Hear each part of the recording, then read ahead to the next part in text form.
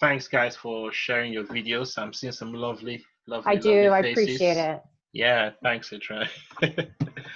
So, thanks everyone for joining in today's webinar. And I just want to appreciate your time. And we will be having a series of webinars for ever since the lockdown. I think most of you have found it quite productive. We hope as we gradually wind down the lockdown and we begin to go back to work, we'll come up with a slightly different structure in the nearest future. But thanks again for joining. And just one or two etiquettes. Always try and ensure your mic is on mute all the time. Feel free to leave on your videos, and feel free to contribute. It's going to be an hour and a half, 1 hour for the webinar. We're going to have like 30 minutes, 20 minutes about for Q&A session. We want to make it as interactive as possible. So feel free to use the chat button. I'm going to monitor that. And feel free to ask questions when the time arises. So thanks once again. So this is being put together by Like Minds. We are an African professional network based in the UK. We formed as supporting ourselves through professional development, manpower development, through various networking platforms. So I will share more information about Like Minds. We are more African oriented, and then we will provide that support that we do need for one another. So we have the pleasure of having a renowned speaker in our midst today. I say renowned, I say yes, because she has tons and bags of experience in project management. To be fair with you, I was looking for, I had a cousin of mine who was looking for a career shift. She went to go into a different role. So I was looking for a speaker or someone, a video that would talk about project management. And I went on YouTube, and voila, who did I see? It was Adriana's YouTube video. And I found it very, very simple, very interesting. And I recommended her to my cousins. I recommended to a friend as well. So I approached Adriana if she's happy to do a webinar for us. And yes, she said she'll be glad to. So I'm really pleased to have her today to facilitate this webinar. She has tons and bags of experience, and she's Canadian. And without further ado, I would like her to talk more about herself and her organization. She's the President and Chief Efficiency Officer of Cornerstone Dynamics, and she has a lot of experience in project management. Adriana, over to you. Thank you. It's an honor and privilege to be here. I'm gonna present my screen so that you can see the presentation. So just give me a moment as I get that loaded, and everyone should be able to see that. Hold on, share, and then I also just want to get my chat function going. So I know, John, you're going to be monitoring the chat, but it's always nice to be able to see that as well. Sorry, and then I have two screens going. I'm a efficiency person. I always have two screens going on at a time.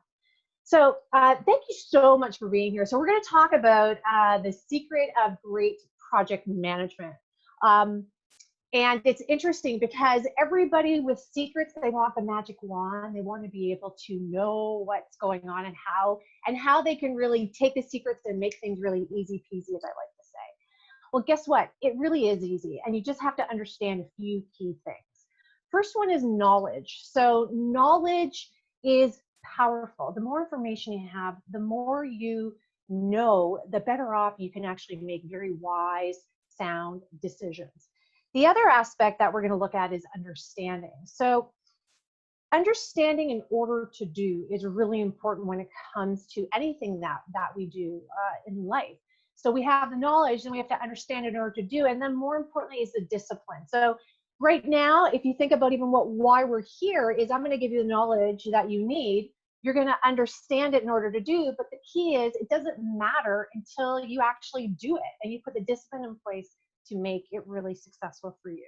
So that's the secret. That's the magic that we're going to be taking a look at.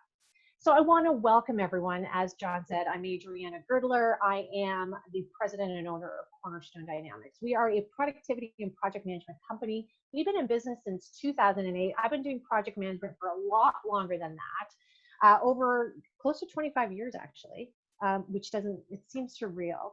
And I'm very blessed because I have a wealth of different clients and clientele. I deal with a lot of large global organizations, clients like Microsoft and LinkedIn, to pharmaceutical companies like Boehringer Ingelheim and GSK, things of that nature. So I also, I have this ability to take this global viewpoint in the work that I do, because a lot of the things that I do are from a global scale because of the organizations that we have. So as an efficiency expert and as an engineer by trade, mechanical engineering, I'm always looking for common threads and themes. And so I take that with what I do, particularly in the efficiency world. And that's what I've noticed over and over again. How do we switch and change and move forward to constantly excel and constantly bring that continuous improvement? So that's what I want to share with you. And that's what I found over the years of doing what I do. There's kind of 3 key secrets that it comes to great PM. So I'll give you all the magic wand. And the first one is understanding today's environment for tomorrow. That's a big thing that I talk a lot about, particularly in efficiency work and with the large organizations that we work with, is you got to understand today to prep for tomorrow. And there are some major changes that are happening in the environment that we're all going to talk about. The other aspect too is there's just some back to basics with project management. Some of you may be project managers, some of you may be thinking of a career change, but one thing for sure is it's really easy to get lost in all of the information that is out there. So I always like to bring people back to the basics. Let's talk about the why. Let's really figure out what it is that we need to do. And then the last thing that we're going to talk about, which is really important, which encompasses this, and it's kind of taking this holistic picture, is understanding of team dynamics to leverage your project success. So understanding how things work today is really important in order to deal with tomorrow, understanding the basics. But one thing we're all for sure we cannot forget is it's about people. It is all about people. So in order to be successful in whatever you do, whether it's project management, whether it's being in the banking sector, whether it's managing a team and having a department, or being a team member in a team, it is all about people and team dynamics. And so we're going to talk about that so you can leverage that for your success, whether that success is projects or whether that success is in some other field. So how does that sound? Is everyone doing good? Everyone like it? My secondary screen to actually see everybody is like here. So if I'm looking off to the right, it's only because that's where it is. So I got some thumbs up in the corner that you guys are using with reaction. So thank you. I think that's awesome. So, and for those of you who stay to the end, I do have a special gift for you that I really want to share, because it's going to help you take a look at how you run projects or how you participate them. And you can even take the same concepts into other things that you do within organization, because it's really about taking, I like to say there's greatness in everybody. And so how can we take the greatness that we all have and really turn it into this asset? And I like to say, make everybody a rock star.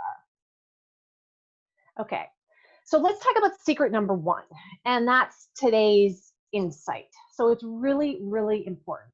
So when we think about today, we all, although none of us have masks on right now, when we go in public, we have masks. COVID-19 has been disruptive globally, as we all know. We're all working from home now. Some of us may not even be working because we got laid off. Who knows? But there's a whole shift and change now with the way things are working. I would never have thought at the end of 2019, heading into the beginning of 2020, that I would have even predicted this whatsoever. What I'd like to do is I'd like to make this slightly interactive. I'd like to put a poll up for you guys just to have an understanding. And the first poll is, hold on, let me first do this, is how has COVID-19 impacted you professionally? So let me just go to the poll, and I'm going to launch it right now. So if everyone can take a moment and start voting, I'll share those results.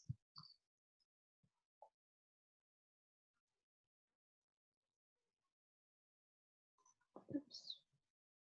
I'm going to relaunch it. Is everybody seeing that? Can everybody see the poll? Oh, there we go. We now have people. Excellent.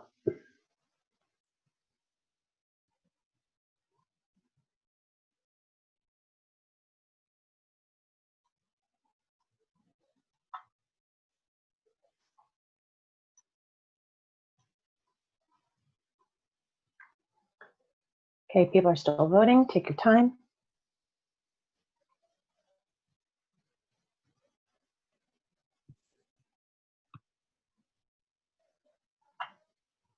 We'll give everyone just a few more seconds for those who still want to vote.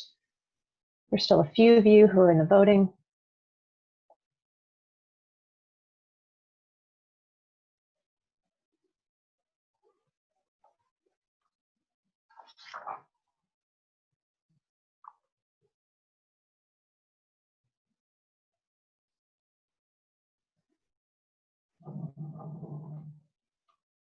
Okay, 80% voted. I'm going to give 2 more seconds to see if anyone wants to do any votes. So thank you so much for those of you who voted. I really appreciate it. I love the interaction.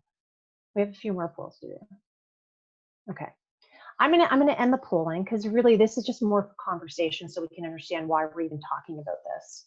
So I'm gonna share the results so you guys can see it. Can you guys see all that? Just give me a thumbs up in the corner if you're visible. So it's interesting because when we take a look, has COVID-19 even impacted you professionally? We have about 22%, 8 of you who did vote, said no change, everything is fine. But when we start taking a look at shifts, we have quite a bit that there's been some changes and your role has expanded.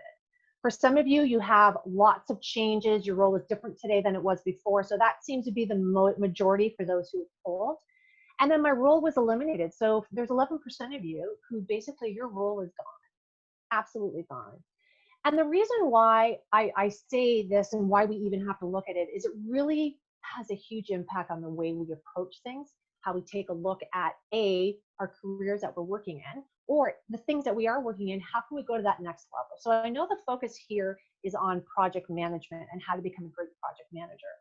But it's interesting because the concepts that we're talking about in here can totally be transferred and shared in other industries as well. Now, so we have COVID. COVID has definitely impacted us. In fact, I know for myself, it's always on the front of my mind. Unfortunately, my father passed away from COVID on May 4th. So he was a casualty of COVID. He was in a long-term care home in Canada. And in Canada, you know, we have that. So it touches upon all of us. And, you know, I say that because that's on everybody's mind, COVID. COVID will go away. I do believe that. Our careers will shift and change because of it. Yes, we've had immediate impact. But one thing we're forgetting that I also want to talk about, and I think it's really important that we look at, is prior to COVID, it was automation, and artificial intelligence is the big thing that we really have to start looking at. COVID is expediting some of this artificial intelligence and automation aspect of it. It really, really is. But this is something that we can't forget. So what's happening is the World Economic Forum basically says we are entering into a 4th industrial revolution. So, and that's shifting everything. So if you thought COVID impacted you, this is going to impact us more, because automation and artificial intelligence is not about, I think in the past, we thought of it only impacting like a shop floor or in manufacturing, because, you know, there were robotic arms. It's shifting now into anything that has an algorithm or algorithm behind it can be programmed, and therefore artificial intelligence or automation can take over. So we now have to be really creative as humans to go, okay, what is it we can start doing so that we are now not just a number or an algorithmic task, but that we bring something special to the table. So it becomes really interesting, because if we're going to become great and really do greatness in whatever it is that we choose to do, we have to understand this big time, because this is huge. There are lawyers who are losing their jobs because they can put algorithms against contracts. There are accountants who are losing their jobs because you can put algorithms against spreadsheets. So this is only expediting, it's only growing. We're not hearing much about it because of COVID, but if you go back last year, this was probably the big topic of conversation. So it's really, really important that we take a look at this. So what are the future skill sets that we have to take a look at in the future if this is what's happening and this is the big shift? So I got this chart from McKinsey Global Institute because I'm a big believer in data, and they actually did a great job in pulling up this data. So if we take a look at this, and the blue is the current situation, like where we are today, this is 2006 data. But if we take a look just at the black circle, that's what they're projecting in 2030. So that's not far off. That's 10 years from now. And when you take a look at it, there's definitely going to be a shift in physical and manual skills. Absolutely, you're going to see a decrease in need for that because of automation. Basic cognitive skills. I think this is what worries a lot of people, because it's like, holy smokes, they're now taking basic cognitive skills and AI intelligence. So artificial intelligence is definitely taking over on this front. So again, there's going to be a decrease in that from actual jobs in that. So there's going to be a higher need and demand for higher cognitive skills, social and emotional skills, and technological skills in order to, deal with what's going on in a future skill set. So I find this really, really important, because when we think about this, we think, well, what are the virtual skills for the future workforce? So if this is what's going on, besides the technological, okay, so, I'm not going to go out in the world and get myself a programming degree. I'm done. Okay, I'm done. I am in my road. I am a project management person. I am an engineer, but I don't do that anymore. I use just more of the skill sets. I'm a consultant. That is the lane I am in. I am to a point where I'm not going to reinvent myself. But what can I do to make sure with the lane that I'm in that I'm extremely valuable? So some of the things the future workforce will need because of all the changes of artificial intelligence and AI, it's going to be creativity. Creativity is going to be huge. Artificial intelligence is not in the realm of creativity yet, okay? Because there has been artificial intelligence that has been able to recreate our classical masterpieces, and people can't distinguish what is a real classical artist versus an artificial intelligence created music. So it's interesting, and I'm telling you, we've already opened the gate on this. It's coming. So right now, creativity is huge. We have to think about how we can realize our full potential, thinking of new things, new ideas. So if you can constantly be coming up with new thought processes, that's huge. Another thing that is going to be really important for the future workforce is embracing change. This is difficult for a lot of people because with what's going on, it feels scary. It feels overwhelming, and fear pops into play. So embracing change, the speed is going to be huge. So if you have the ability to embrace change quickly and bring creativity into it, you already have two major pluses that a lot of people don't have, because embracing change is something very difficult for people. And you probably even come across it yourself, where you come across people who are really negative to simple changes, let alone the change in our future workforce. Active learning is going to be huge. So the ability to actively learn with a growth mindset. You're here, so you're already actively learning. Doing more of this, really sucking up all of the knowledge that is out there so that you can think differently, maybe even take what I'm teaching you here and being creative with it and really embracing the change is something that's going to be really important for the future work set. Emotional intelligence is going to be huge, because artificial intelligence and automation doesn't have a handle on this yet. And us being able to read rooms, read people, understand what's going on, it's going to be really imperative. So emotional intelligence as well, which is really difficult in the COVID scenario we are in right now, because if you think about it, we're all working virtually, right? And when we used to work live in the same setting, we had the ability to go into a room and feel it, right? There's probably been times when you've been in a meeting room and you kind of walk in, you go, ooh, this is negative energy. What's going on here? Does someone have a bad day? And you don't even know what's going on yet, but you can feel it, you can sense it. It's a little bit difficult in the virtual world for us to do that, because in the virtual world, it's hard for me to pick up on everyone's energy. Now, seeing your video is extremely helpful, because I can take a look at you and I can see your engagement, etc. But this is going to be really important for us to be able to pick up on that emotional intelligence, being able to know I'm talking to someone, but I can sense something behind their words that they're not having a good day. Maybe I should tune into that to figure out what's behind it, or maybe there's something else.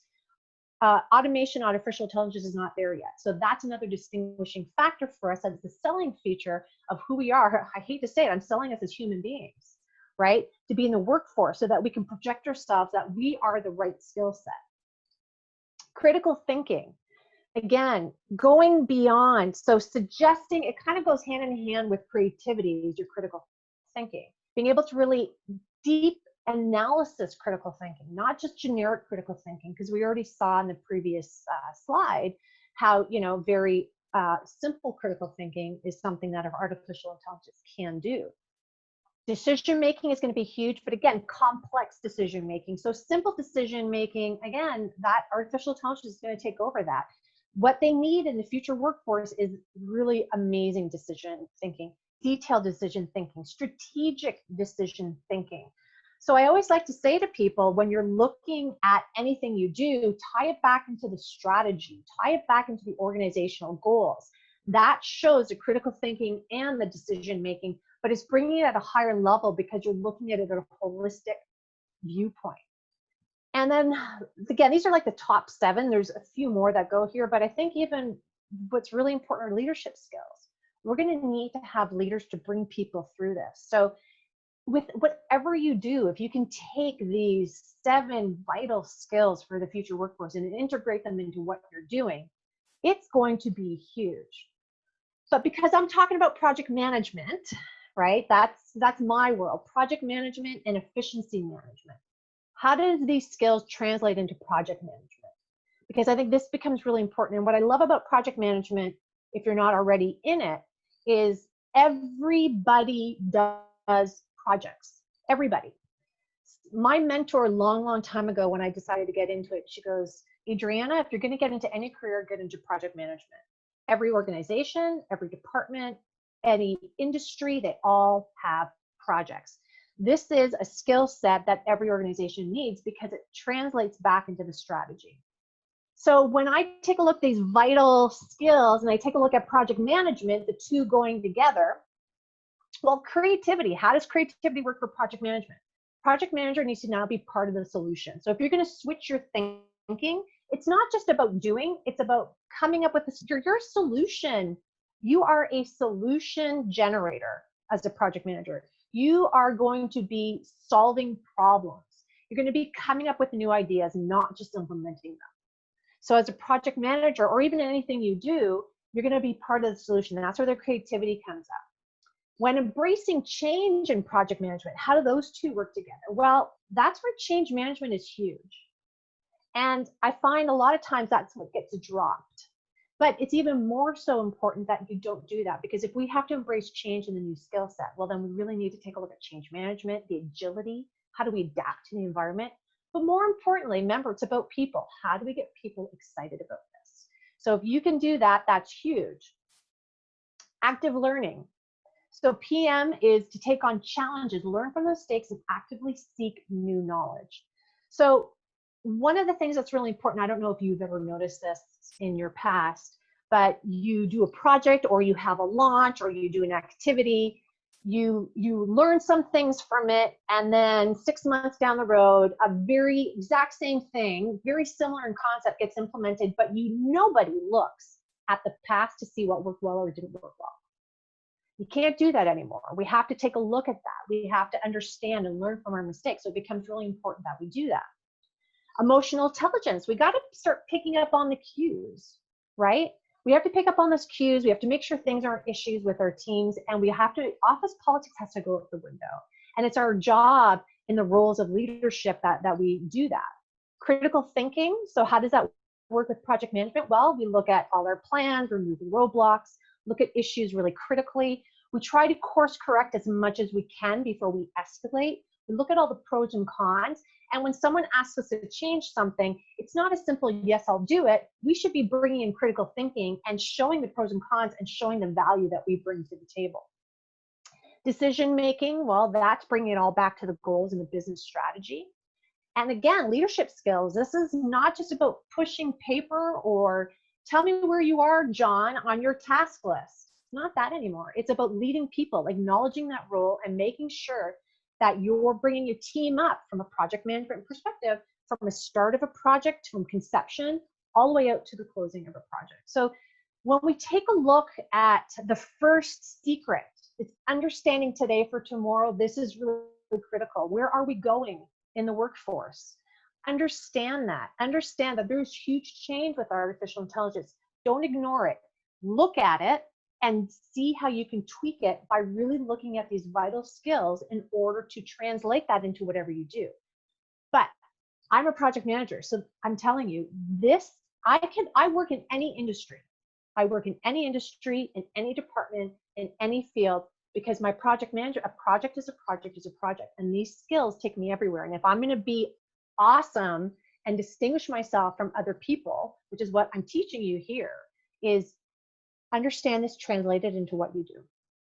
Huge, huge aspect. All right, that was secret number one.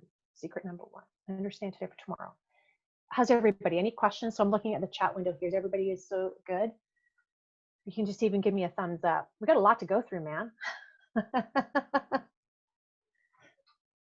Okay. I just want to make sure everyone is okay. All right. So now I'm going to go back to looking at my screen. So if we're going to be taking a look at how to be a great PM, and as I like to say, you hear me say over and over again, or whatever else you do, because I'm a real firm believer. I like to look at things holistically. I don't want to pigeonhole you in just PM. I think you can take these skills and bring them to anything you do. So the second secret after understanding today to translate it to tomorrow is going back to the basics. But I want to talk about project management basics, because if you are going to get into this career, there's certain things that you really have to look at and ensure that you're following through on. But not only that, these basics can actually be translated into anything. So let's get into that.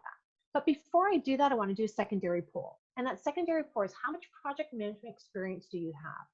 So let me put the poll out. Hold on. Poll 2. And I'm going to launch it right now. So the poll should be launched if you guys can answer those questions.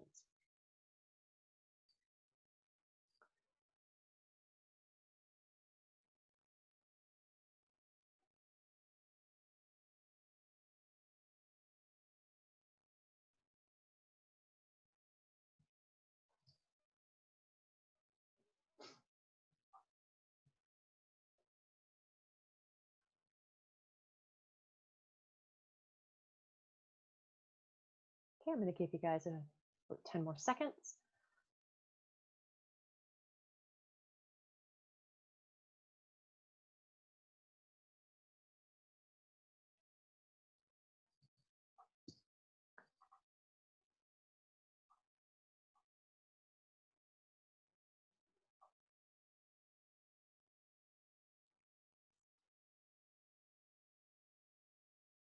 Okay, I'm going to give it a couple more seconds, and then I'm going to end the poll. We have about 81% who voted, so I want to thank everybody who's voted.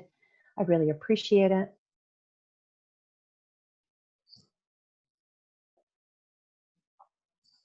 Okay, I'm going to end the poll. We have about 85%. I'm going to now share the results. So let's talk about this. So how much project experience do you have? There's a few of you who have lots of experience. So I asked this question because for each of you, I'm going to say something. For those of you who have lots of experience, this is a reminder of the basics. It's always good to go back to them. If you master the basics, you can tweak that in order to move forward. For those of you who have some experience or little experience, I'm going to put, which is the most of you, so that's awesome. Whether you're a team member on a project or whether you lead projects, project management is not rocket science. It's not heart surgery. It's not brain surgery, okay? You don't need to be so specialized in order to do it. However, if you don't understand the basics, then that's where I find a lot of times when I have to come into organizations and help them on their projects, I usually have to help an existing project manager because I go in as a project consultant and I have to get them back on track. Why? Because they're missing the basics.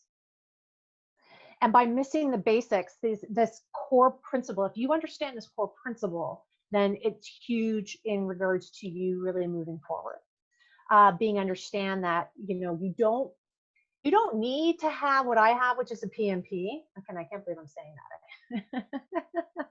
You don't, right? There's a lot of great project managers out there that don't have official designations. I didn't go to project management school. I didn't go to project management school. I learned project management in the workforce. I'm an engineer by trade. So, you know, I learned it all in the workforce. Obviously, I have my designation, so then I had to go through, you know, the formalized exams and all that other stuff in order to formally get that. But if you understand the methodology and what's going on and the basics, then this is what's going to carry you through and actually distinguish you from being an okay project manager or a good project manager to a great project manager. It actually has a huge impact.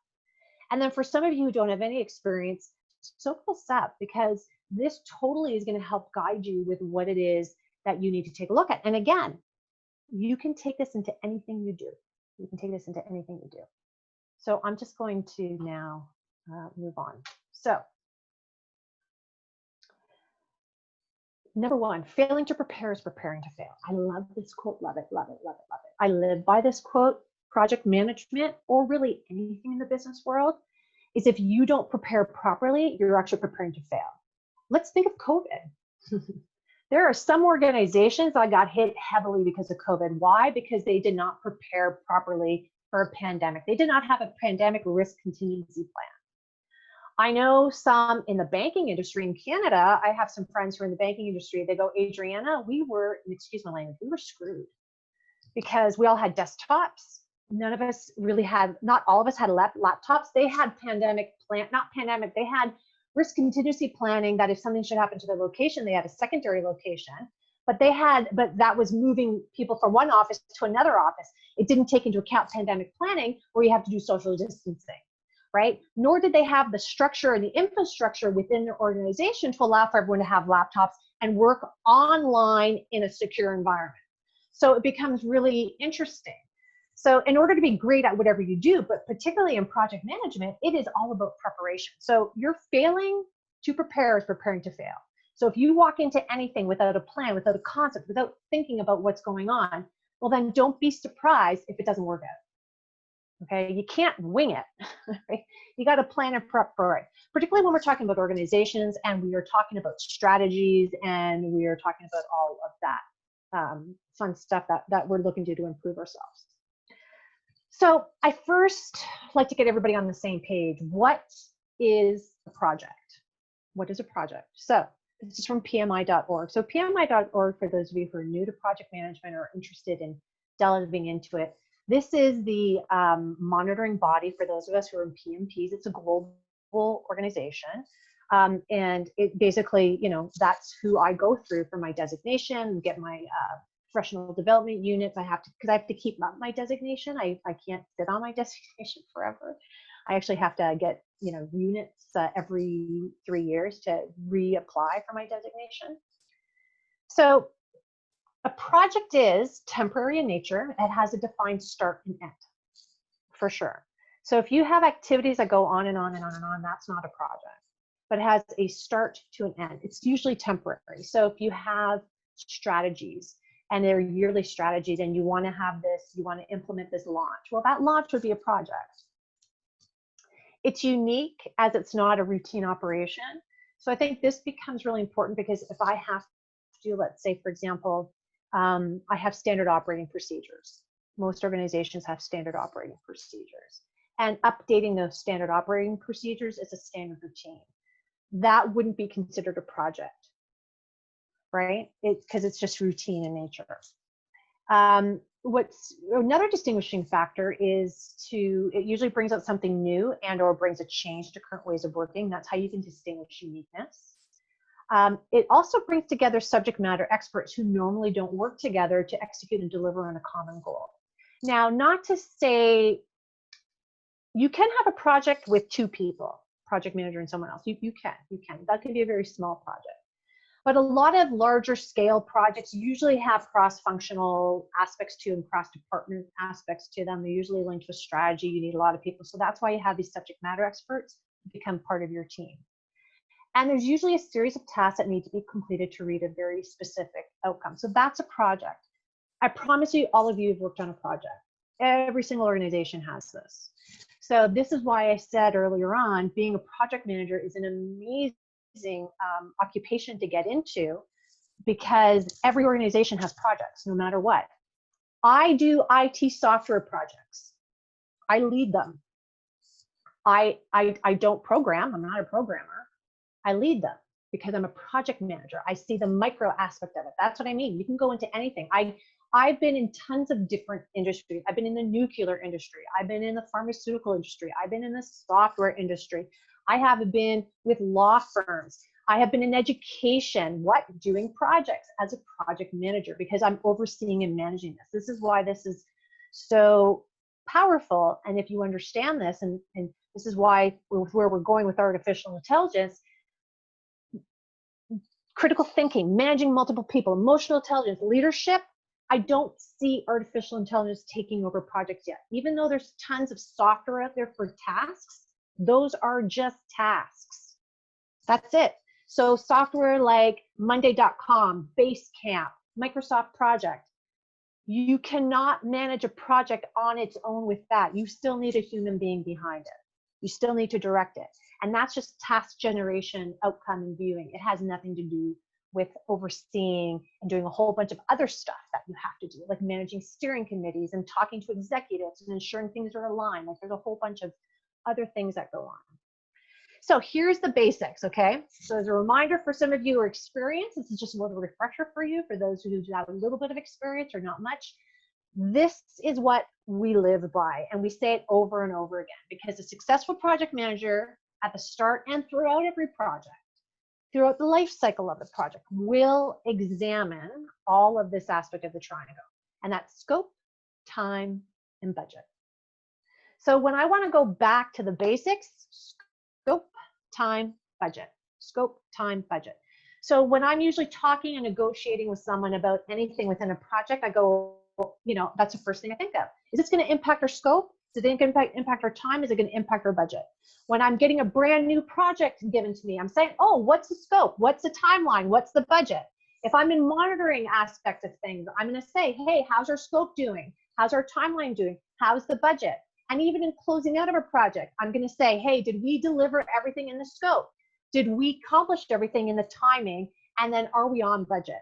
So this is the essence of project management, is the management of scope, time, and budget. Okay, let's talk about scope.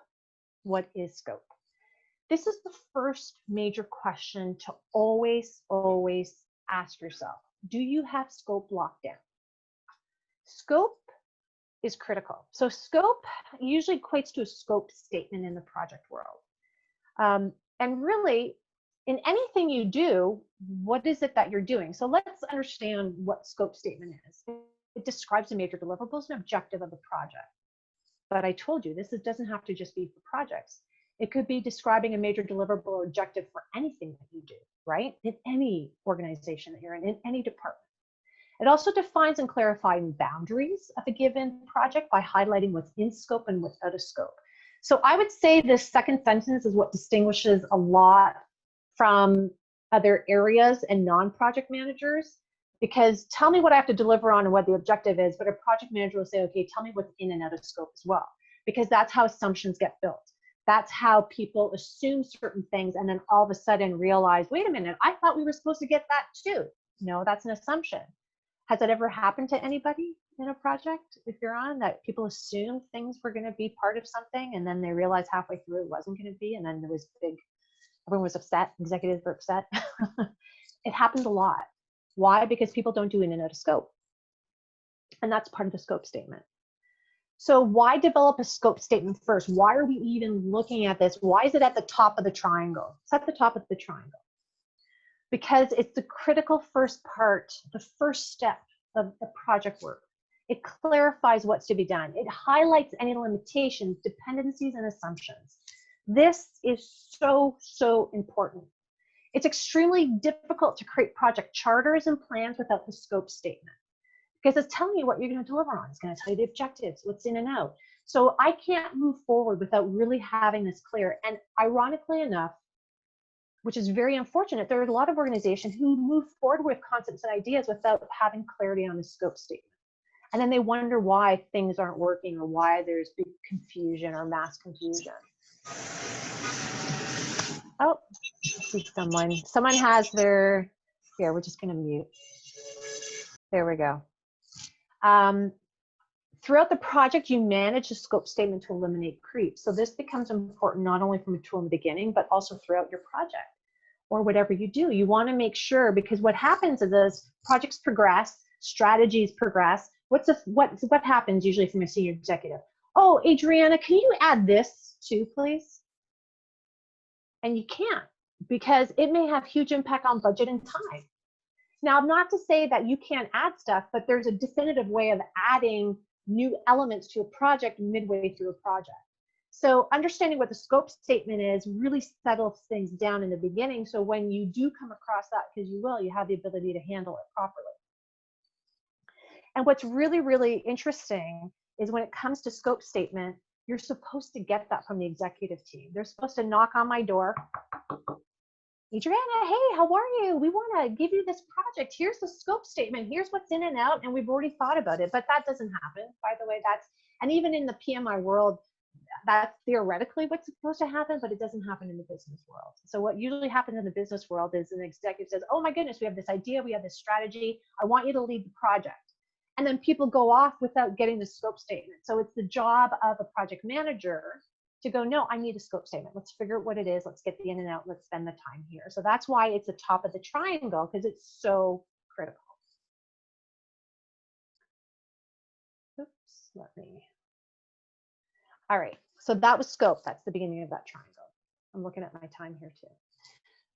Time, that's the next big component of projects. Again, taking this concept anywhere you go.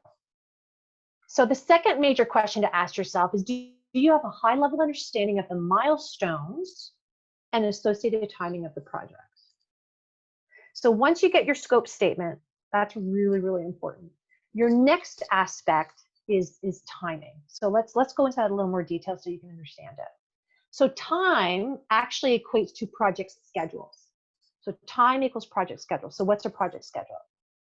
Well, it's a timeline that lists the project milestones and associated tasks, usually with an intended start and finish date. So that's why we now have this triangle: scope, now time. So we really want to have an understanding of what's involved. And why do we need to manage it? Well, they're fundamental to ensuring our completion. That's really important. They are managing a project schedule ensures you're keeping your project on track so you can course correct as needed. There's so many times I see projects that are going off the rails from a timing perspective. Well, you got to bring it on track because that adds to cost. Schedule provides sequencing of events, highlights task dependencies, and major milestones. So it becomes really important to understand project schedules, because do you have dependencies? Am I waiting for someone to get their work done and therefore it's holding up the time? And that may impact our launch date. And if that's impacting our launch date and I'm pushing up my launch date, that's not impacting the profitability of the organization. So there's a lot of thinking and critical thinking and decision making that goes into project management, particularly when you look at the triangle of scope, time, and budget. And it's a critical tool to understanding if task timing and milestone activities need to be refined or changed to ensure project completion date. Because a lot of times people will not be clear with how they're going to be executing on stuff. I've even had some people say to me, oh, Adriana, I practice agile methodology and I can't do timing because we do Scrum technique. For those of you who, I'm not going to get into that, but that's a whole different world. And I challenge, because if you take a look at agile methodology, they actually want you to high level timing so you have something to work towards. Yeah, you're going to have progressions of your time and you're going to get clearer with it as time progresses and you're in these little buckets of activities that you have to do. But really understanding time is critical. And if you're going to do anything, right, when it comes to this triangle, is really focus on milestones. So if you haven't really worked on scheduling before, try to think of I call it the big buckets, and work backwards. So if you have to launch something in December, you would work backwards to say, well, what do I have to do before the launch? Probably some training. Well, what do I have to do prior to the training? I probably have to update some documentation. Okay, what do I have to do prior to updating some documentation? Well, I got to create the documentation. Okay, what do I have to do before that? Well, I got to now implement whatever it is that I was implementing. Maybe it was the software, right? And you go and work yourself backwards to understand what that timing is, and then you try to manage everybody within that. That's why time is just as important. It's an isosceles triangle, equal corners, equal sides. in order to ensure that you are successful. And so the last portion of our triangle, again, this is, you know, secret number 2, is budget. So I smile at budget because it's the third question, and you have to ask yourself, do you have a high level understanding of costs associated with the project? I don't know why, but budget scares a lot of people. I've had the pleasure of you know, overseeing multi-million-dollar budgets, and I've had the pleasure of overseeing a few $1,000s of budgets. It's all the same. Obviously, the larger budgets you have, the more people become involved, and you're going to have finance people on your team because you have that type of budget. But you need to understand what that is, because your scope and your time are linked, and so is your budget. So if you only have X amount of money to spend and you have a scope statement that exceeds what your budget is, well, then you got to take a look at what you're going to look at. Am I going to change my budget, or am I going to change my scope? Same thing with timing. If you don't have your timing tight and it's actually you're exceeding, well, then you're going to impact your budget. So that's why this is now becoming so important. But people get very afraid of it, and I get it. I mean, I'm not an accountant, I'm not a finance person, and I had to learn all of this stuff. So what, you know, and budgets actually equate to project cost. So when we think about it, budget is project cost. So what's a project cost? It's the total funds, direct costs needed to complete the project as outlined in the scope and timeline. So what's interesting about this is, and I know some of you are finance people, some of you are in the banking industry, so please forgive me with my lack of detailed knowledge, okay? I usually rely upon project team members who have expertise. I just have to make sure the math makes sense and that I know where things are going. But there's things like direct costs, indirect costs, fixed, variable, sunken costs. And you know, every organization is different with what they want to measure. So when you go into projects, and if you know, and you want to become a great project manager, you at least need to have a basic understanding of this stuff. And so what I find that people tend to focus their attention on from a project perspective, again, every organization is different, tends to be 2 types: capital costs. So that's how we usually talk, which is like a one-time expense. Example, like purchasing equipment, a building, it's like a one-time expense. Or operational costs, ongoing business expenses like software licenses, renewals, annual testing, maintenance, things of that nature. So I tend to break out my budgeting from a project perspective and managing it from this. Again, the larger the project, I'm going to get a finance person on my team who's going to oversee all that and just report into me with what's going on. And why do you need them to manage it, which I think is really important.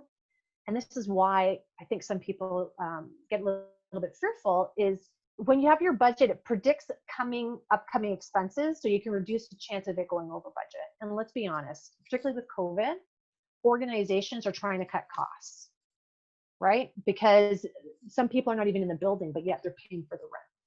With automation, artificial intelligence, that's why they're doing it, because of budgets. They're trying to reduce budgets.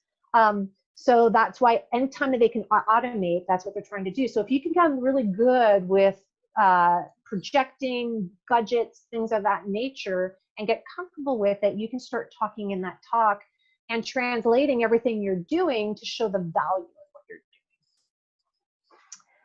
So, as I said, failing to prepare is preparing to fail. So the second secret is going back to basics. And going back to basics to be a great project manager is understanding the triangle, the project management triangle. Scope, time, budget. Scope, time, budget. That's all you have to talk to. Scope, time, and budget. So remember that. That is absolutely critical. Okay, how's everybody doing? Give me a thumbs up. Even in the reactionary, everyone doing good? Okay, awesome. Perfect. Secret number 3. Almost there. Remember? So you have 3 secrets to great project management. And again, I'm going to reiterate this. I'm talking about it in the context of project management, but I don't want you to just think of it in the context of project management. Think of it in the context of just career management, okay? So understand how things are going today.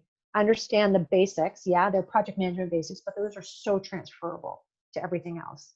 And now let's talk team dynamics, because guess what? We still have people working at work. We're not fully automated yet, okay? That's not going to happen for another 100 years. By then, we'll all be dead. I feel sorry for the next generation. I say that jokingly. Anyway, yeah, there's a slight ground of truth to it. I got to laugh it off somehow. All right, so let's talk about team dynamics, because I think sometimes we get so focused on stuff. Give me the information, give me the facts, Adriana, just give me the tools and techniques, and I'm going to go ahead and do it. But what we forget is, what was the number 7 vital skill set for the future skill workforce? Leadership. So a great leader serves the people that it's leading. This is why team dynamics is so important. And I find even with today, individuals lack really good fundamental understanding of team dynamics. I think this is so important. So if you understand this and you have skill set and you have the vital, so if you have the future vital workforce skill set, you understand how, you know, things get executed from a strategic project perspective, and you add in this team dynamics, it's a powerful combination. It really is going to distinguish you. There I am. Good projects have great team dynamics. I work heavily on my team dynamics. I work equally heavily on the paperwork and document, but it's just second nature to me now. I spend a lot of time on here, because if your team who does not report into you because you're a project manager, right? They have other managers. Remember, these are subject matter experts who actually have direct managers they report into. They're now coming on a project that you're now managing, but they indirectly report into you. They report into the project, but they don't report into you. So how do you motivate people who don't report into you to execute and actually go the mile? That's a big skill set.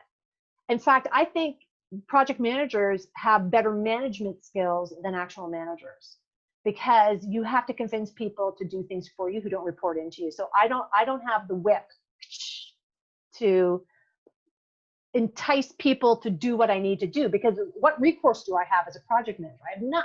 I can't take away your bonus. I can't be upset with you. You know what I mean? So that's why I have the carrot, and the carrot is, I'm going to make this really fun. I'm going to make this really fun for you, and we're going to have a good time together. So Babe Ruth had a great quote: "The way a team plays as a whole determines its success." You may have the greatest bunch of individual stars in the world, but if you don't play together, the club won't be worth a dime. And this is so true. Last poll, okay? Poll number 3, I'm going to launch it in a moment. What is your experience with team dynamics on past project teams? So kind of think of it generically speaking, okay? Maybe more of an average. So I'm going to launch the poll. Hold on. I'm going to launch it right now. So let me know how team dynamics work. And if you weren't on projects, think of your own teams, right? And be honest, because I'm going to challenge someone who says, great, I already have one challenger I got to challenge someone on.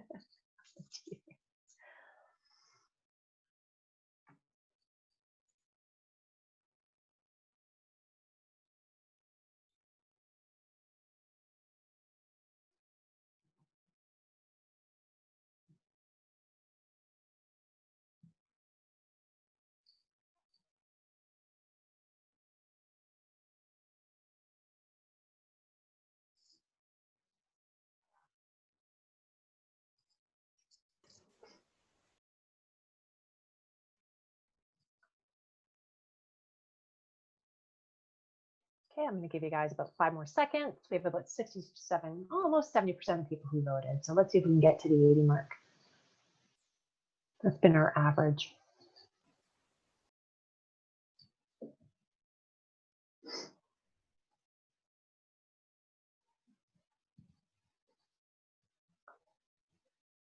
Someone's drawing on the screen.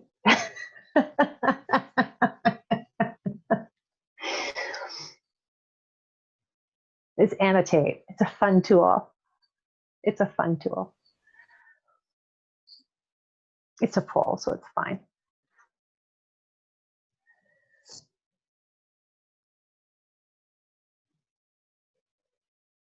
Okay, I'm gonna give it 2 more seconds.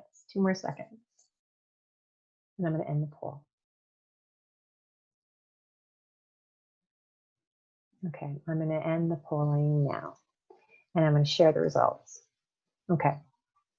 I know I jokingly, it is a joke, that those who said great, never an issue. I just want to say you're so lucky. Okay, you are like blessed. And in fact, that's an amazing place to be for teams, that if you don't have an issue, everyone's happy, you're supportive, and you get it all done. You are blessed. But you can already see how that's not the norm. All right. In fact, it's oscillating between good and challenging. And so, the fact that, most of you are good, there's definitely some issues to go, but you'll notice that there's quite a few people that have a lot of challenges. So, you can kind of think of it like a 40-60 split, right? When it comes to between good and challenging.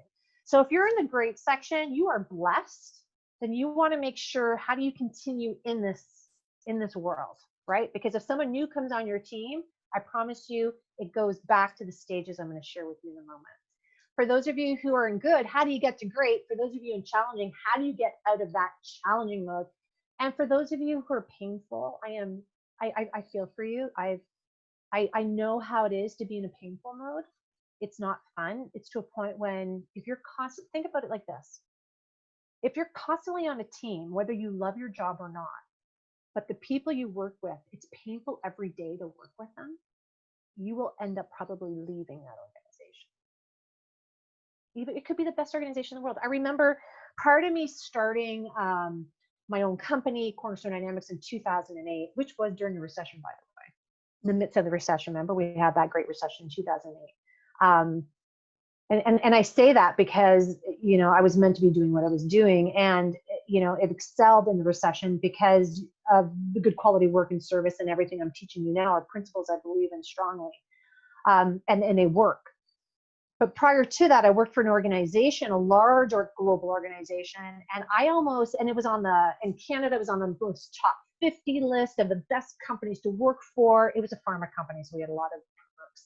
It had a gym, personal trainers. It was like a little city in it. Like we had an amazing cafeteria with chefs. It was just unbelievable.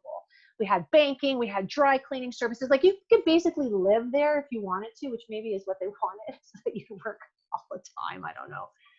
But amazing. And when I would tell people I worked at this organization, they're like, oh my goodness, you were so lucky, Adriana. I had one of my managers, I had the worst manager in the world, to a point where I created an HR file, and HR knew about his bad habits, but yet they kept him, and that's a different story. To a point where I was going to leave. The company, no matter how great it is, does not matter. If your team dynamics, if the leadership, if the people around you are painful, you will leave. It doesn't matter. It doesn't matter how great it is, what they have to offer. This is why with organizations, it's so important that they understand this. The people are at the heart of your company, and it's not just about the bottom line. It's about the people. So if you have an amazing culture and you focus on that and you look at things holistically, I promise you money flows to the organization.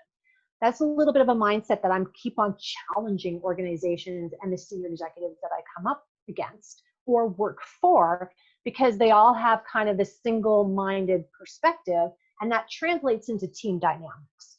So on that note, I'm going to stop sharing the results.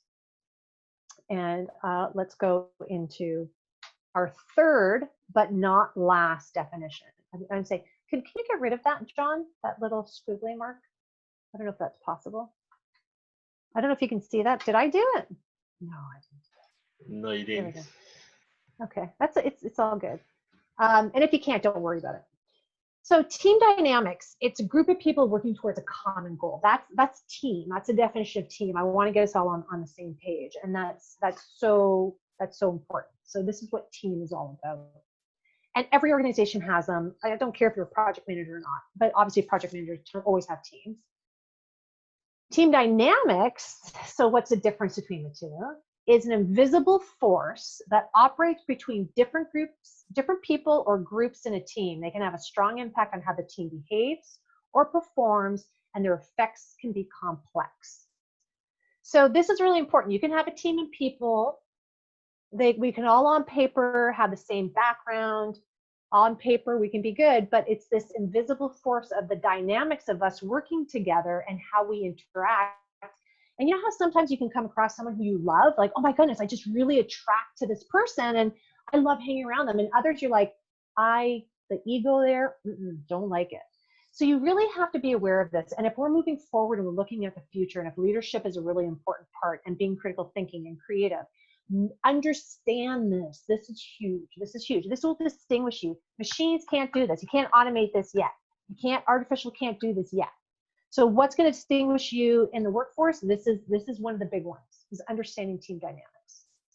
So development of effective teams as a leader, as a project manager, even as a manager of a department, whatever that be, it requires planning activities that move the group through the 4 stages of team development created by Dr. Bruce Tuckman.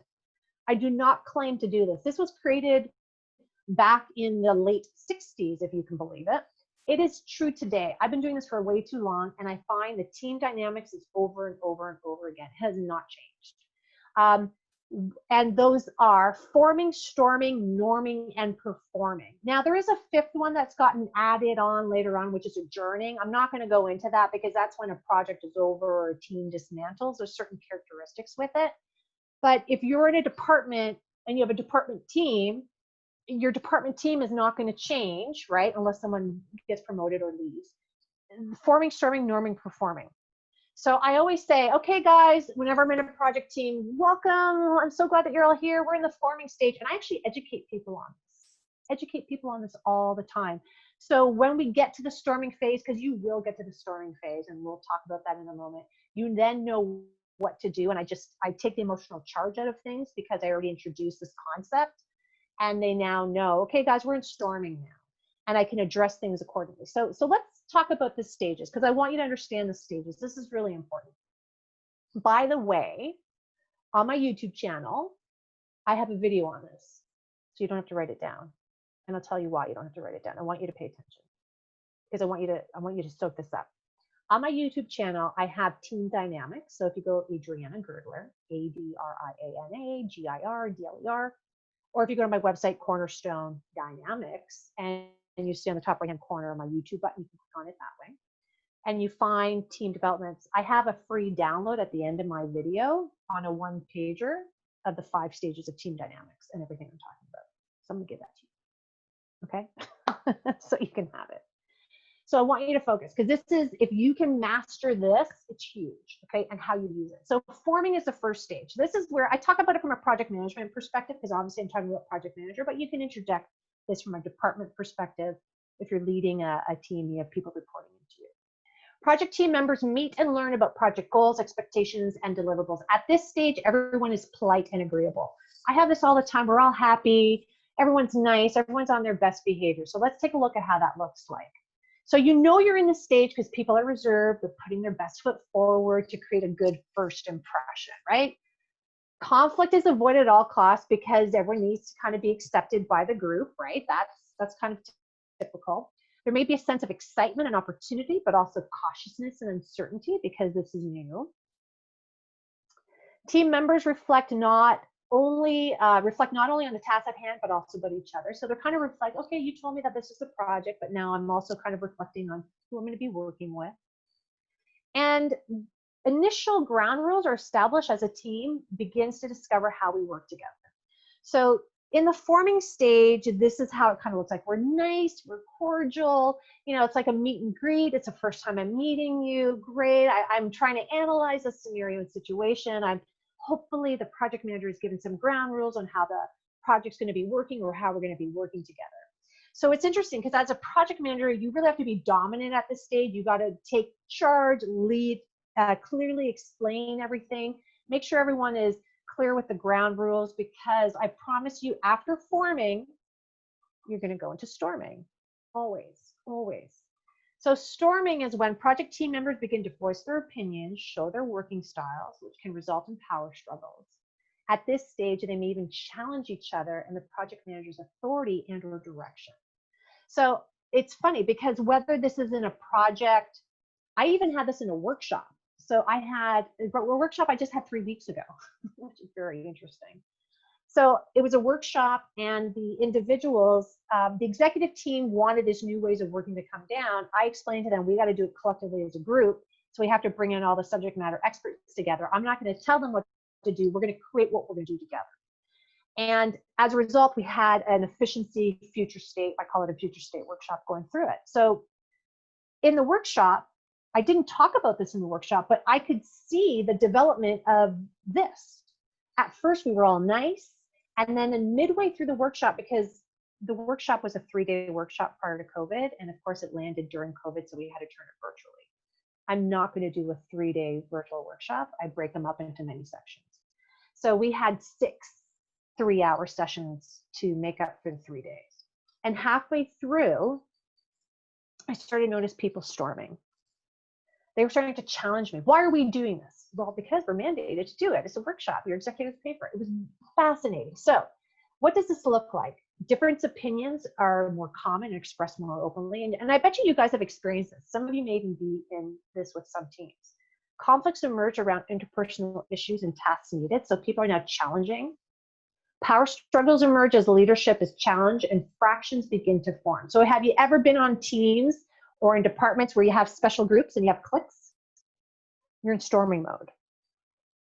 So if you are at all with teams, department teams, or in projects where you see people are forming their own little subgroups, you're in storming mode. They're starting to challenge, or if you're saying, if you overheard someone say, why are we doing this? This seems stupid, or this doesn't seem like it's aligned, you're in storming mode. You have to nip this in the bud. Team members compete for positions, challenge goals, group influence, resist task requirements, where people actually literally say, I don't want to do that. Like that actually happens, which is crazy. And then interestingly enough, many groups stall at this stage. So for those of you who were painful, you're probably in storming mode. You have to get out. And you need a good leader, whether it's a project manager or your direct manager, to get you out of this, because you have to reinforce the rules. You got to call people out. I like to say, I call the elephant in the room, like I call it out. Guys, we have an elephant in the room. We are storming. Look at some of the behavior we have. Why are you challenging this, right? So it's really to monitor the behaviors and make sure that informing, when you talked about rules and expectations of working, part of those rules and expectation was respect. You can challenge, but challenge with respect. And if people aren't being respectful, because there are times that is the case, then you got to call it out, because this storming mode, people can stay in here and it becomes toxic. This is when you get toxic work environments, because teams and in your organization, they're all in this storming mode. So what you need to get into, and this is a progression, like you can work through these stages, by the way, is norming. You want to get people to norming. So people begin to feel like they're part of the team. They begin to function cohesively. They resolve differences. They appreciate their team member strengths, and they start to have respect for the authority. So what does this look like? A sense of renewed optimism as the team begins to feel a sense of team identity. So this is why we do team building activities. It's funny because there are times, there's always a few people in every group that hate team building activities or team icebreakers or stuff. This is why you do it. You want to get people through the stages of team development. You want to start making people realize, don't think of this just work and focus on this and then start, forgetting that people are people. You want to bring the personal element. I want to understand a little bit more about you. That's why I shared with you, it wasn't on purpose, so please don't get me wrong. I mean, I talked about COVID, but I also openly shared with you about my dad's passing because of COVID. That wasn't a strategic move. It's just, I'm human, right? And because of my humanness, you're going to look at me differently versus as a figure who's an expert. Do you see what I mean? Like there's a difference between the two. And in teams, you want to bring the humanness back into what we're doing, because what happens is we look at the expertness and then we label people, and we don't want to label people. Everybody has value and we want to bring that out. It experience increased cooperations as roles or responsibilities come clearer. This is why understanding your role and responsibility is so clear. This is why it's so critical to have expectations, and I like to say rules. Because if everyone understands that at the beginning of forming, we go through a storming, then at norming, they have something to fall back on and they're all starting to work cohesively together. And then we have agreements on our norms and expectations of behavior are being now met at this particular point. What's really cool and a really good leader is there's a lot of work for a good leader to do the upfront work in forming and in storming. But as soon as you start coming to norming, you can kind of let go as a leader. You can let people kind of sort of take over because they're subject matter experts. It's a good thing. And the last stage, oh my goodness, I'm looking at time, is team development performing. This, I have been on many projects in this zone, and it is beautiful. Team is synergistic. We're working without friction to achieve our goals. It's trusting, it's flexible. There's really no need for hierarchy. The focus is on project success, not individual needs. So what does that look like? Well, when you reach this stage, it's usually you have to go through the other stages. You can't go from forming to performing. You actually go through, you have to go through all the stages. It's just a natural progression. That's what Bruce Tuckman found with his research. The team clearly knows what and why they're doing what they're doing. Relationships are strong, so even if there's disagreements, it can be resolved quickly and positively. Roles become flexible and functional, and group energy is channeled into the task. This is really important because at this stage, people aren't saying, well, that's not my job, I'm not going to do it. Because I'm sure we've all come across that, right? Where you've asked someone to, well, that's not my job. You need to ask so-and-so. It's, of course I'm going to help you because of the goal of what we're trying to do. You need help on that? Absolutely, because everyone's focused on the goal. It's a much different mindset. And there's maximum work accomplished, interdependence, personal insight, and constructive self-change.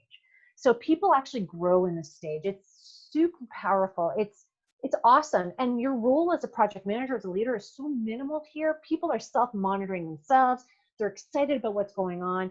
It's a beautiful, beautiful stage to be in. So this is always the goal of what you want. You want to get everybody in this performing mode. But you have to remember something which is really important to team development.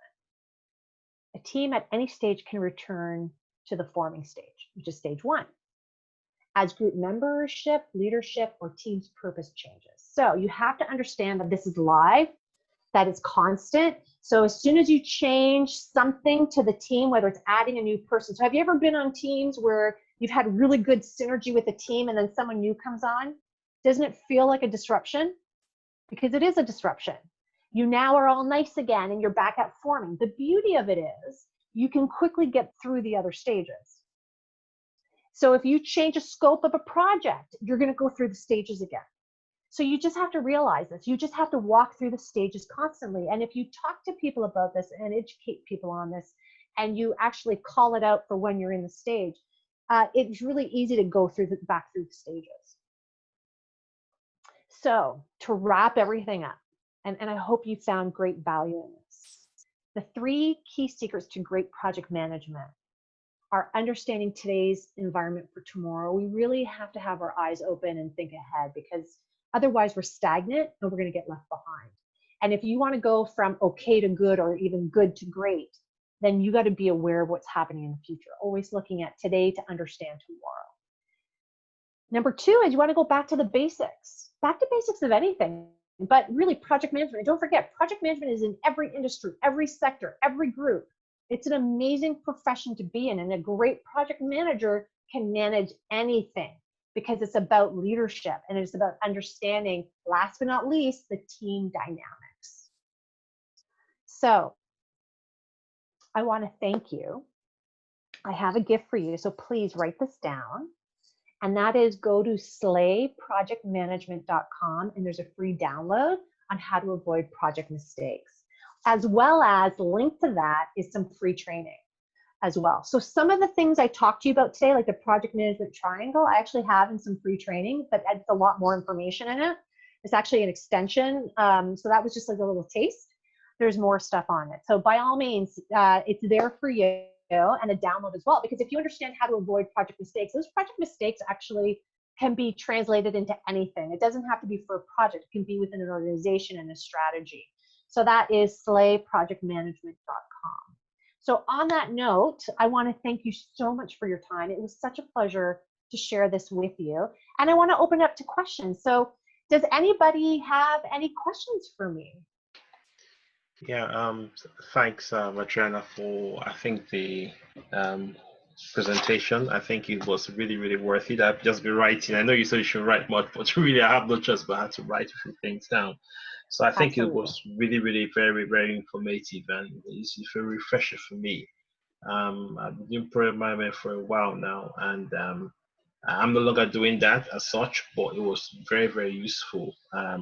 As a matter of fact, when you talked about besides the obvious in terms of technological skills, when you were talking about artificial intelligence and other emerging technologies, and like minds have been running a series of emerging technologies for the past Mm. months now, just to keep ourselves abreast, and because we've seen that it's very, very important. So when you were just talking, it just resonated with us, with most of us in like minds, and it's really, really good to see that we are very much on the same page and we think alike in terms of what's expected of us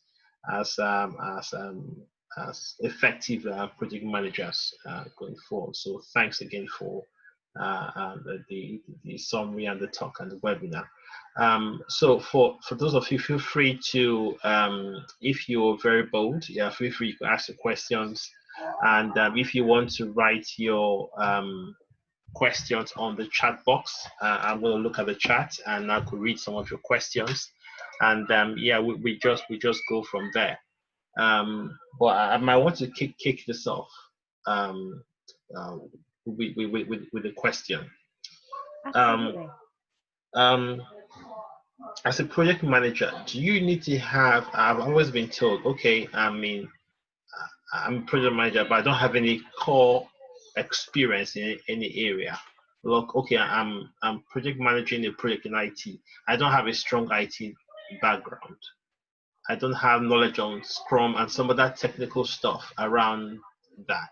Does the project manager needs to be have a very good knowledge on a particular project or a product which they're implementing or they're managing? How do you, or do they have just a basic understanding of it? Yeah, it's a very good question, and I don't have a simple answer. Okay, and it's not that I'm trying not to have a simple answer. There's a couple of things. So first and foremost, that question is usually a leadership question. A leader says, I don't know if you're going to be good enough because you don't have the background, right? Yeah. And that's usually what happens, right? And then you're like questioning yourself, oh my goodness, I don't have the background. Is that true? So here's the truth to project management.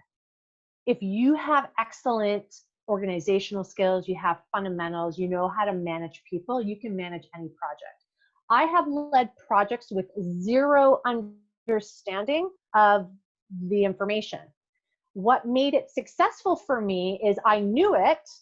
I ensured I teamed up with somebody who had the knowledge so that I can go and ask, oh, hey, is this true? Is this what has happened? Or they were part of the project team. So it's kind of never co-project manage. That never works. So you're going to have someone who's on your right hand. The project leader is always the leader, period.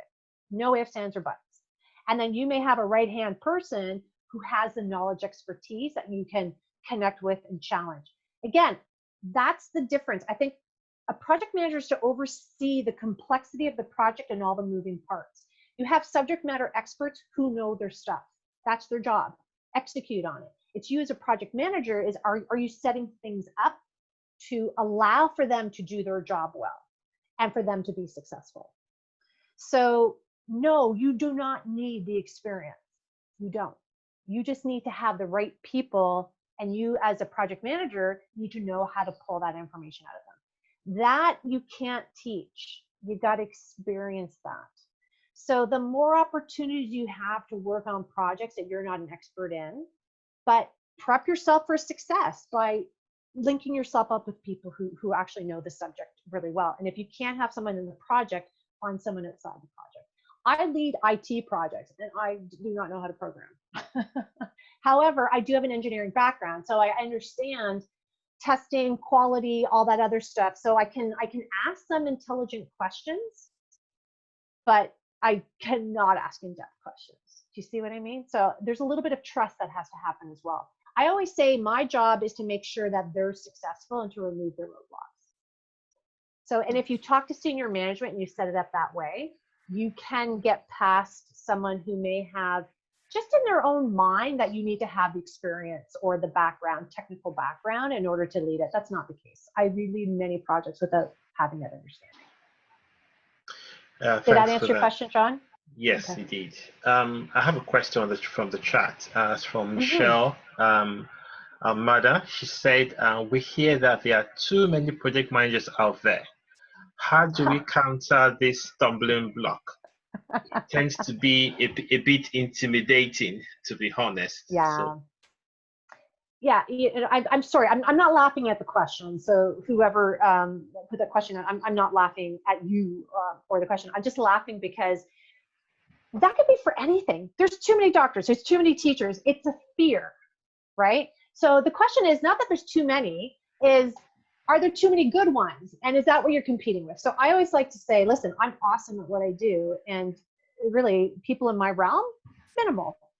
Like, okay, maybe that's my overconfidence too. But it's also the philosophy I have in life about having a positive mindset. I will promise you this. There's not enough project managers. There's not. Every organization in any industry has projects. In fact, I come across organizations who are struggling. Who's going to manage this? So it depends on the industry you're in. Because some industries, I don't know of any that have too many project managers. What you do want and how you get past that is you need a designation. Now that's what's becoming tougher. So not to say it's impossible, but there's a lot of individuals who can run projects and do a great job running projects without a designation. I have my PMP.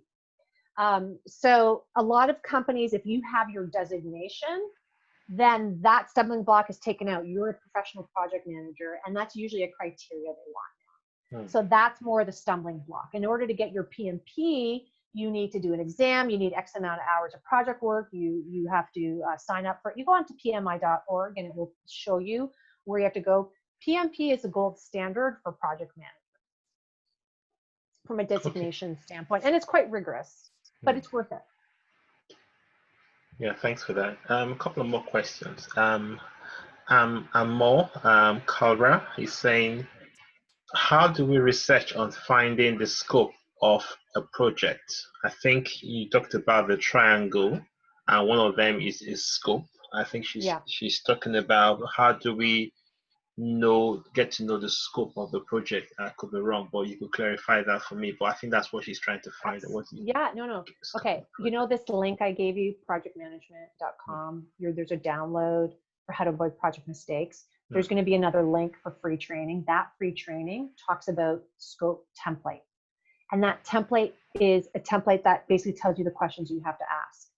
So what you do is you find your project sponsor, the person who tapped you on the shoulder, to say, hey, I want you to do this project. And you go, great. Can you give me the scope template? Or can you give me the scope of the project? And they may have no idea what you're talking about. You say, that's okay. Can I ask you some questions about the project? And then you go through that template in that free training that I have that's linked to this link that I'm showing you guys. And you ask those questions, and that answers a scope template question. Okay. I have more training, but it's paid training that you'd have to go through, but that one is free, and that can give you generic information that you need if you were to link on it and do it. Okay. Thanks for that. Coolness says, thanks, Adriana. Very, very insightful. Design is saying very informative, on point. Thanks, Adriana. I have a question from Professor Andrew Tafame. He's saying, thank you for the very beautiful presentation.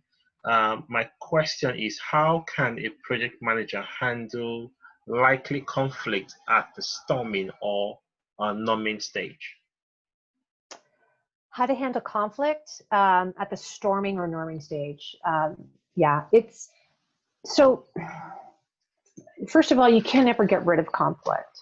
I cannot control other people's choices, period. So I want to state that. And I state that because what I can do is I can try to set things up to the best of my ability.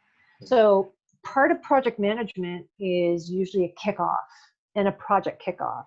So prior to me even getting my teams together, I do all of this research work and I get everything prepped. There's a whole bunch of documentation to go through. Then I have a kickoff meeting. And in my kickoff meeting is when I share the detailed information, because really at the end of it, I want them to move forward. Part of that is I have a list of expectations. Guys, because we're in forming mode, everyone's very agreeable to my list of expectations. And when I present that to them, I go, are we all in agreement? Do I have buy-in from everybody? Everyone raise your hand. Yep, yep. Okay, so yes, yes, yes, yes. Great. So do I also have your permission that when I see that we're not following these lists of expectations, I can call you out on it? Everyone says yes, because we're forming, right? We're in the beginning stages. Everyone's agreeable and polite.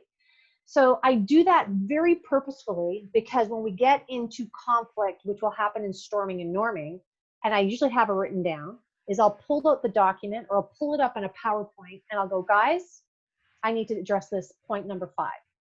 We all agreed at our kickoff meeting that we were going to do this, and we're not. So let's have an open dialogue and conversation around it. And when you do it like that, it takes away emotional charge, because the reason why conflicts are not a bad thing. And I think we get nervous with conflict because we haven't set it up properly. And when we don't set it up properly, people take it personally. Like, you're attacking me. You're pointing me out in front of everybody because I'm not doing my job. And then their own personal baggage becomes involved. But if you set it up properly in the beginning and you take away what I call the emotional charge, and you get everyone in agreement, that's why it's so important to set it up and get buy-in and literally label it. How are we going to work? What's our agreement, our expectation on how we're going to work together? And what are we going to do if we don't? I even asked them, what do you want to do if we don't follow it? I simply asked that question. And they're like, well, I think we should have a meeting and call it. Okay, let me write this down. Okay, we're all in agreement with this.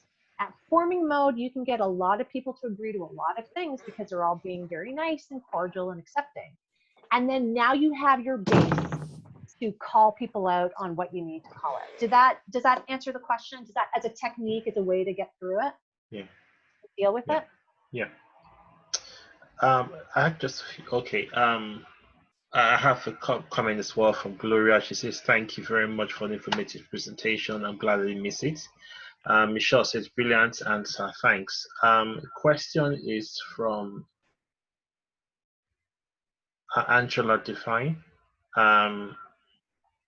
Just a minute, sorry, just a minute there.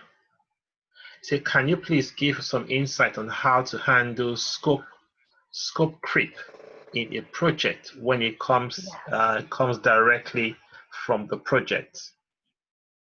He says, how do you handle scope creep in a project when it comes to directly with the project? Maybe I should ask, if I can ask 2 questions in one. Yeah. Okay, cool. Then another question, he says, I was also expecting the presenter to mention softwares for project management, e.g. Primavera, but I don't hear that. Okay. Listen, there's a lot of things I could have talked about, but I only had an hour and 15 minutes. True, very true. You me. There's a lot, and I love to talk. There's tons I can talk about. I'll be honest. Let me do the software question first because it's really fast. I can do. As I said earlier on in my presentation, I believe it's up to the project manager what they want to use, and that's going to be dependent upon their needs. And so if a project manager has a certain software that they really like and that's what they want the project team to use, I always say whatever the project manager wants, they're the one that has to oversee the macro managing and the micro managing. And it's only the individuals that have to do a certain section of it within the project team. So whatever the project manager likes. I use an Excel spreadsheet. Okay, and people are going, what? Believe me, I've tried so many different software programs.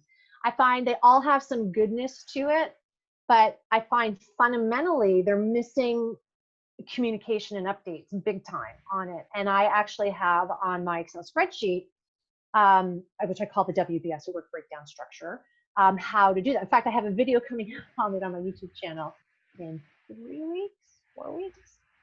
Take a note.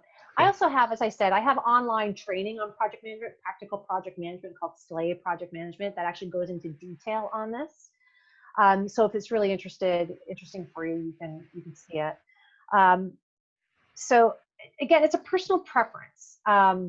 I tried many programs. I just find they don't tick off everything for me. And the Excel spreadsheet keeps on ticking things off for me. I do a lot of conditional formatting and programming in my spreadsheet, so it's not that manual, but it also allows me to kind of really oversee what's going on and seeing what's happening. And I just teach people how to use it. So again, I think it's really going to be up to you what you feel comfortable with. But the other issue with software is everybody on your team needs to have access to it. And if companies don't want to pay licenses for software programs and you're the only one who has access to it, then I suggest don't use it, because then you are already putting a huge roadblock where people are not accountable because they can't monitor their own tasks. And the last thing you want to have is an update meeting going through a task list. That is a waste of people's time. So Excel, everybody has Excel, right? It's an Office 360 product. So that's something else that I also take into consideration, is there's sometimes companies do not want to pay licenses. And that's a reality. Check. So that's the first question. What was the second question? Okay, it talks about, oh, just give me a sec, just want to read that again. You said, can you please give some insight on how to handle scope creep? Scope creep. Okay. Scope creep is very interesting. It happens. Your scope template is really important because you have to go back to it. So something I didn't talk in this presentation, but you'll actually get in the free training. So as I said, if you go to Slate Project Management, get the free download. It's going to ask if you want free training. In this free training, I talk about this. It's called Project Priority Matrix. So I talk about this concept in there. You want to, in the beginning of the project, get your project priority matrix. And that is understanding what you can optimize of scope, time, budget, what's a constraint, and what is flexible. And if you do that with senior executive, that's going to help you with scope creep, because if someone says, no, scope is a constraint, and you can only have one X, and I in the free training, I actually share with you how to do it. If someone wants to increase scope, but scope was a constraint, that document in itself can help stop the scope creep. Now, I'm not one to say, there may be very good reason to change the scope, even though you said it was a constraint. So I formalize the process, and I actually have a change control document. So if someone wants to change something, it's just a one-page document, very simple. But it's amazing because it's a technique. I usually go, oh, you have a change, a suggested change here, fill this out, fill it out, and then send it back to me, because I'm empowering them, right? And then you'll be amazed, about 9 times out of 10, people go, that's not really that important, because they don't want to fill out the document. They just want to tell me what to do, right? They just want to tell me what to do and to go do it. But I'm like, hey, I need your help. I need you to give me some additional information so I can understand if this is possible within my scope, time, and budget. Do you see how important scope, time, and budget is? And then if it's really important, they actually fill it out. 9 times out of 10, we usually incorporate that, because they're now answering all the important questions, like how's this going to impact timing? Do I have extra money for it? What do you need? Because those are really all important questions. And you just can't say to me, go do it. No, you think about it. It's strategy. Remember what we said, future skill set. I'm not a doer. I am a critical, strategic decision maker, leader who's going to ensure that we're on track. So that's my job. And that's why we have to ask those questions back. So those are techniques. Those are techniques. Okay, thanks. I think I see a hands up. Someone raised his hand. If you're bold enough to ask a question. Go for it. Yeah. Someone's on mute. Okay. Oh, sorry. Yeah, maybe I just unmute. Okay. You could unmute yourself as well if you want. I have a question. Hello. Thank you for the very informative exercise we had today. It's been very exciting. Excellent. Yay. I've been project managing for a while, but I stopped because I needed to change career and all that. But in my new career, I understudy project management. Project managers, and I see that there seems to be a trend now that there's a conflict of interest between, or rather, it's sort of like unhealthy competition between Scrum Master and a project manager. Mm-hmm. So when you have a very exciting and exuberant Scrum Master, you tend to have it tends to undermine the project manager in a way. How do you mitigate that kind of challenge, especially in a big project? Yeah, I'm so glad you brought up that question. Okay, so let me just get clarity. Your project manager still is overseeing everyone, and the Scrum Master is part of the project under the IT umbrella. Is that correct? That's correct. Okay. All right. So this is where this is what I would have done. Kicking it off I would have, as the project manager, acknowledge the agility methodology that the IT department is having. You have a Scrum Master; they're very proud of the work they're doing. Here's an advantage I have. I am a master black belt, master Lean Six Sigma black belt. I don't know if anybody knows what that is. Yep. So I am a guru in efficiency. I originally came from automotive. That whole lean world, Six Sigma world, efficiency world, that's been around a lot longer than agility. Agile came in the 90s. It actually took a lot of the concepts from lean. So when someone from the agile world tells me about agility, I just remind them kindly, yeah, I came from the lean world and I'm a master black belt Six Sigma, Lean Six Sigma.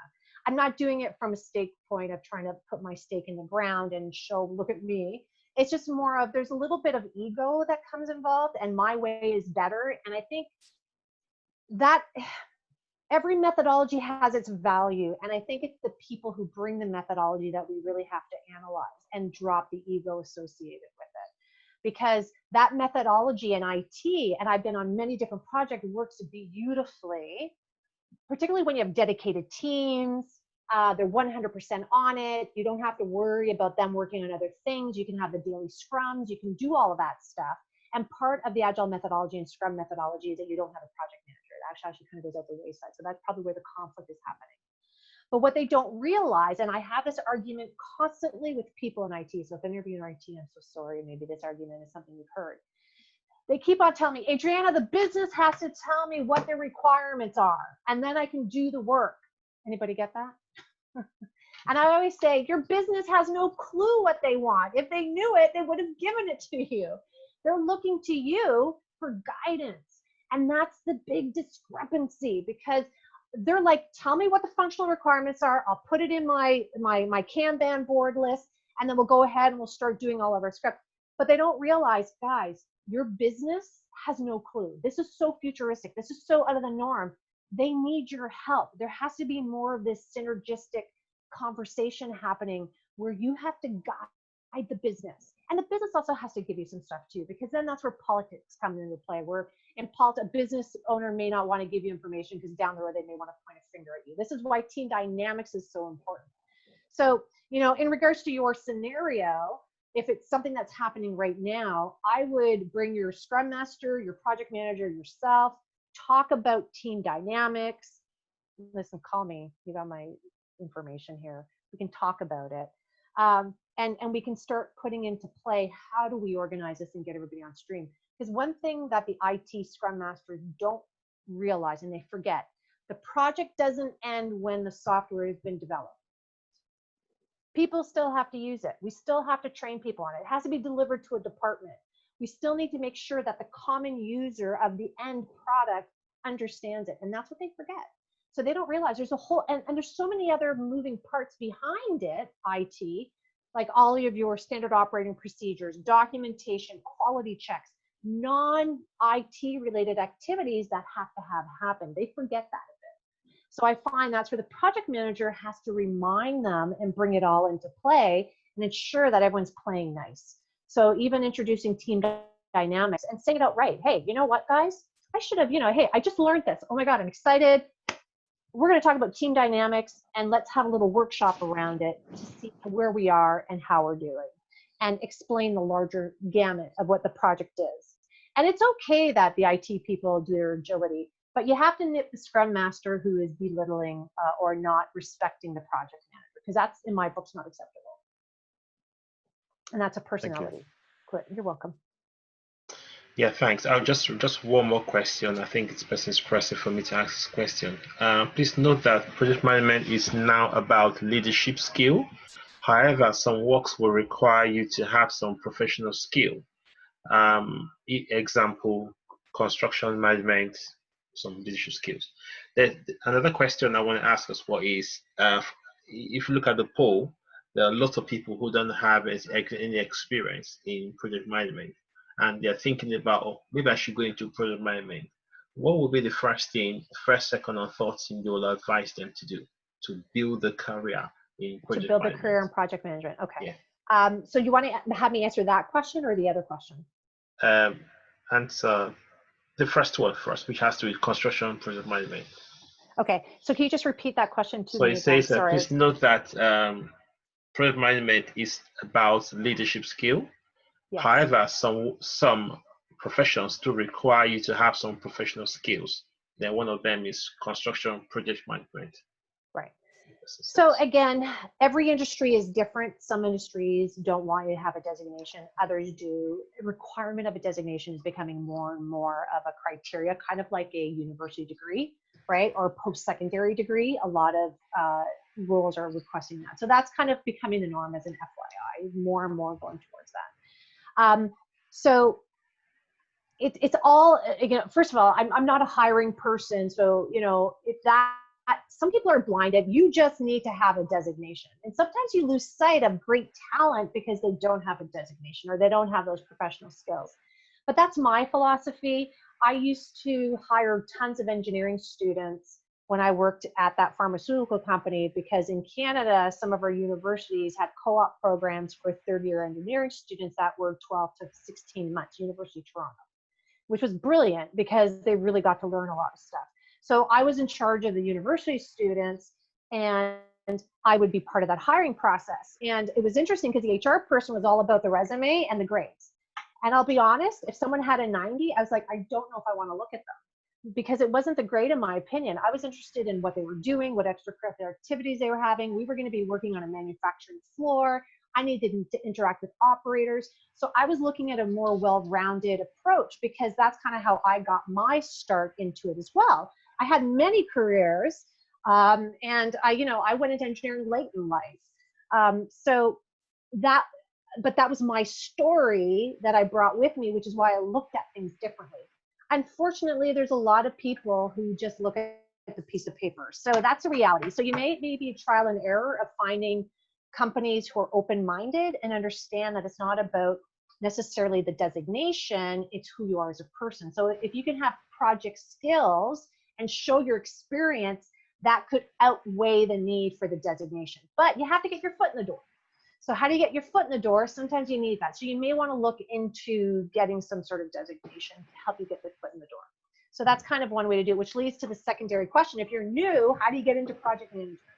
Well, I got into it by working at a company, and then they threw projects at me. So I just was doing tons of projects, and I was a project engineer. I like processing, I'm mechanical, and I was doing all these projects, but I didn't have any designation. And it was only then that someone, my mentor, said, Adriana, you should really get your PMP. And that's when I went to PMI.org, signed up, became an associate project associate. And then I went through the process of getting my designation, which I can do on company time and on my own time, which was studying and, doing some coursework, stuff like that. I did not go to school for project management. There are workshops out there that can teach you what you need to know. Some people will go to colleges. They have programs on project management. Sure, absolutely. Do you need it? Not necessarily. I highly recommend you get life experience. So if you're working for an organization now, put your hand up when they want a subject matter expert to go on a project. Put your hand up. Get some experience that way, because you're going to need it anyway for your designation, right? You're going to need it anyway. You have to show your project management experience. I think I had to have like 4,500 hours worth of project management experience in order to just to apply to do the exam for the designation. That was one of the requirements. So, and then you got to fill out a form and do all that stuff. But, so put your hand up, get that experience. If you want to get outside coursework, by all means do it. I told you I have a 5-hour online practical project management course, which gives templates. That one you have to pay for. It's called Slay Project Management. But it has everything you need to be a successful project manager. Everything you need to be a successful project manager. It gives all the templates. I walk you through everything. And that could be a great resource if you're already working for an organization in project management, to give you the practicality of it. And then just with experience, and then maybe getting some sort of designation if you want to move on, but it really comes down to the experience. it does help. I'm not going to lie. It helps to have a designation. It helps to have that piece of paper. All But right. you also need to be good at it. All right. Thanks so much. I think your You're last welcome. summary just wrapped up Jimmy's comment. He said, I appreciate the lecture so much. Earlier indicated that I do not have any experience in project management, but listening to you, I now realize that I'm actually handling 2 projects in my office. Yay, you because are. it has because it has a scope, it has a time, and it has a Yes. budget. And he said thanks Yes. again. So You I are think welcome. that was super from Jimmy. Thanks for sharing that. So That I'm sorry to interrupt, John. I love That's all hearing that because I think people don't realize how many projects they actually run or participate in. So it's changing our mindset to recognize that, and then updating our resume accordingly to show that, and then having the skill set to back it up so that you can actually start, running them or participating more in them. Fantastic. Thanks. I think we'll wrap it up today. So if you want to maybe stop sharing your screen. If you're bold enough, I'd like to also see our lovely faces. I would say a huge thanks to Adriana and if you feel free to unmute your phone, your mics, and just say hi to Adriana, share a wave, go take a little picture, and just say thank you so much for everyone who joined today. And thank you so really, really great. Thank you so much. Well done, fantastic. It was really an exciting time. Yeah. Excellent. I'm so glad that you guys attended, and I'm letting you know by going to those links, you can reach me indirectly because there's emails on those links, and then if you have questions. It's a community. It's a community, and I mean, the more people that we get who understand this, the bigger the community is. Just followed you on LinkedIn, just to let you know. Yes, follow me on YouTube, by the way. YouTube. She has wonderful videos on YouTube. Trust me, they are lovely videos, and it's amazing. I subscribe to her channels as well. Thank you. I think also if you want to build a career in project management, also I have a WhatsApp group, and we share. It's for project managers, project management forum. Drop us an email. Drop me an email on LikeMinds at LikeMinds88@gmail.com. I'm happy to add you to the group. So just contact me directly. I'm happy to add you to the group. Thanks again, everyone. Thank you so much. Thank you, Adriana. I'll get you on LinkedIn. Please do. Thank you. Please Bye. on Thank you. LinkedIn. Absolutely. Thank you. Okay, John, bye, I don't know guys. if you and I want to chat, or are we good? I don't know if you want to wait till everybody leaves and we chat, or no. No, that's fine. That should be fine. I'll call you later. Yeah, John, thank you so much. All right, that's all right. Thanks so much. Yeah, thanks, John. Have a good evening. Thank you so much. John, Bye, thanks. thank Have a good you. evening. Yeah. Okay. Thank you. Thank you. Okay. John, thank you so much for inviting me to speak. It's an amazing group, so engaging, great questions, and you let me know if you want me back again. Oh, fantastic. Absolutely. All right, thanks so much. You have a good day. Thank All right, thanks. Thank you. Bye.